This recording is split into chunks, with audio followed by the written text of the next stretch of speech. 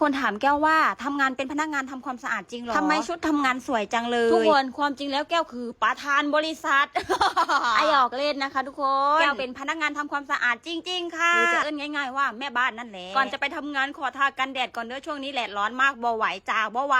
ไปก่อนเลยเฮาสิยืนทากันแดดก่อนค่อยไปคนก็อยากรู้ถึงหน้างานทำอะไรบ้างอะอยากรู้จังเลยจะมาถ่ายคลิปตอนเลิกงานให้ฟังคร่าวๆนะคะเล่าให้ฟังนะคะทุกคนไม่ใช่ทำงานให้ดูเด้อแก้วเป็นพนักงานของบริษัท PCS นะจ๊ะนี่ก็คือบัตรพนักงานของเราไม่กล้าให้ดูหน้าเลยขี้เหร่มากเลยหน้าดำปื้ดคลิปนี้ได้ถ่ายไว้ตอนเลิกงานนะคะทุกคนแก้วชอบมาซื้อของที่นี่ค่ะเพราะว่าชอบหิวตอนกลางคืนหยิบไปมาม่าปากกระป๋องเดินไปเดินมาอ้าวมาเจอเพื่อนเธอก็มาซื้อของกินเหมือนกันหรอนางบอกว่าใช่ฉันก็ไม่มีของกินเหมือนกันเกฉันก็ไม่รู้จะกินอะไรคงซื้อมาม่าเหมือนแกนั่นแหละว่าแต่ฉันจะเล่นเสียงทำไมก่อนกันเลิกงานแล้วนะคะทุกคนแต่พากันลืมกระเป๋าค่ะกลับขึ้นไปเอาไม่ขึ้นคนเดียวนะคะชวนกันขึ้นด้วยทำไมไม่ขึ้นคนเดียวล่ะไม่เอากลัวผีมีสักที่ไหนล่ะ